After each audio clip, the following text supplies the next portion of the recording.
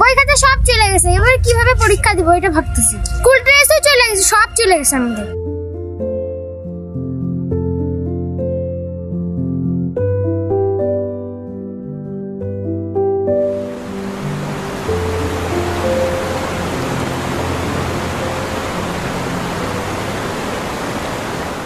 বই খাতা সব চলে গেছে, এবার কিভাবে পরীক্ষা দিব এটা ভাবতেছি। স্কুল ড্রেসও চলে গেছে, সব চলে গেছে আমাদের। আমাদেরকে স্কুলের জামা দাও, স্কুলের বই দাও। অনেক দূরে গরুমারায় জাতীয় উদ্যানের পাশে রামসাই বিচের বারোহাতি গ্রামের দুটো ছোট্ট মেয়ে তখন দেখছে ভেঙে যাওয়া ঘর। ব্যাপক বৃষ্টিতে রেড়ে করে ছুটে আসা জলঢাঙা ভেঙে দিয়েছে বাড়ি। ভাঙা বাড়ির নিচ দিয়ে এখনো বইছে জল। সেই জলে ভেজা মাটিতে আছে ভিজে যাওয়া বই।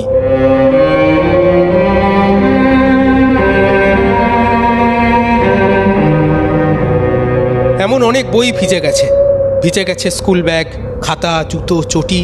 সব থেকে বড় কথা, ভেঙে গেছে জলে ভেজা উনুন।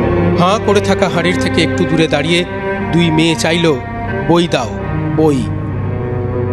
আমাদের না বইগুলো সবগুলো ভাষায় নিয়ে গেছে, আর বই একটাও নেই। বইটা এগুলো দেওয়া হোক। আর আমাদের হচ্ছে জামা কাপড়ও চাই, স্কুল ড্রেসও চলে গেছে, সব চলে গেছে আমাদের। সময় চলিয়া যায় নদীর স্রোতের প্রায়, যে জন না বুঝে তারে ধিক শতধিক। সময় চলে যাচ্ছে, অদিতিদের প্রশ্ন কিন্তু বহুদূর থেকে শোনা যাচ্ছে এখনো। খাতা সব চলে গেছে, এবার কিভাবে পরীক্ষা দিব। খাতা সব চলে গেছে, এবার কিভাবে পরীক্ষা দিব।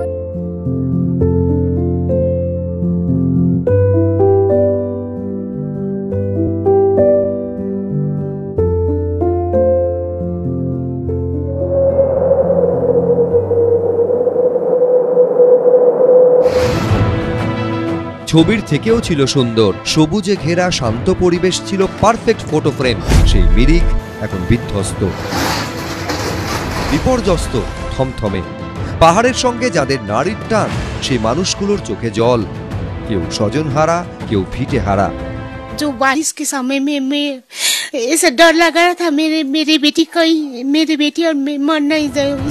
অনিশ্চিত জীবনে এখন শুধুই টিকে থাকার অসম লড়াই। গ্রামের নাম কচুয়া, জেলা জলপাইগুড়ি। তিস্তাপাড়ের বাসিন্দা, ইংরেজি অনার্সের দ্বিতীয় বর্ষের ছাত্রী দেবিকা সরকার। অঝোর বৃষ্টির সেই রাতে ভেসে গেছে সবকিছু। কিছুই বাঁচাতে পারবেন না বুঝতে পেরে বই খাতা বুকে নিয়ে দৌড় দিয়েছিলেন। এখানে জল, বিছানার থেকে নামলেই জল, এতটা জল হয়েছে, ঘরে হাঁটু জল।